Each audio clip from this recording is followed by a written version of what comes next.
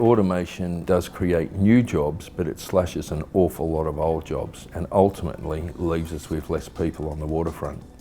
As new technology is introduced, then it will change the workplace. So there's a new type of job, and there are changing jobs that come with the changing technology within the workforce. Automation is about cutting back the power of the union.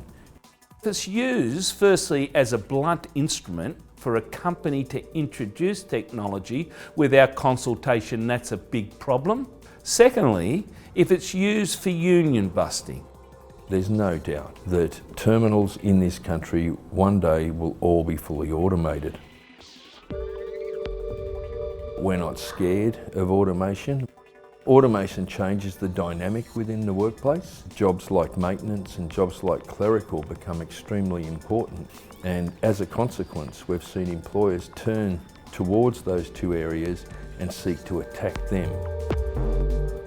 We've seen clerical jobs transferred to management, we've seen outsourcing of maintenance arrangements, and we will continue to fight for total in-house maintenance and that every single clerical job on the waterfront remains the domain of the Maritime Union of Australia. Many of the companies that are marketing their technology, new technology, are doing it on the basis of getting rid of stevedoring workers, union busting. Now that is worth something to fight about, and if that's the basis for spending shareholders' money just to break trade unions and separate workers from stevedoring conditions of employment, to bring in maintenance workers that are tied to the technology company, that aren't tied to the workforce, not retrain their existing workforce into new jobs, not tell our members and their employees what they're doing so they don't have to negotiate decent redundancy clauses, that's a nonsense.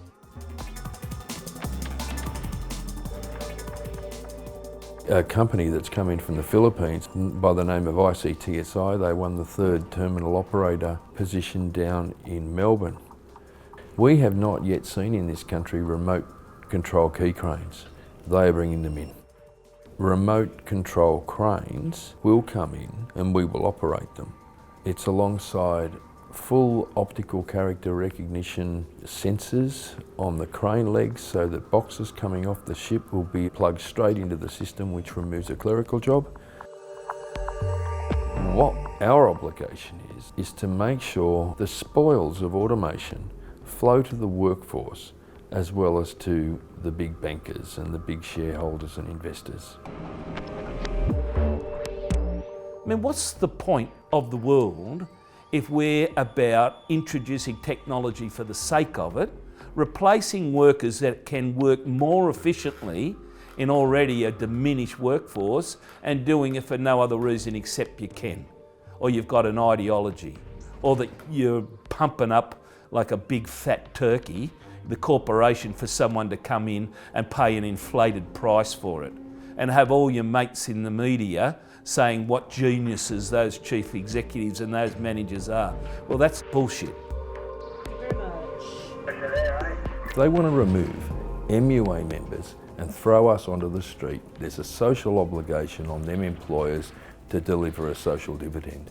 And we see that that comes about in the form of better conditions, it comes about in reduced hours of work.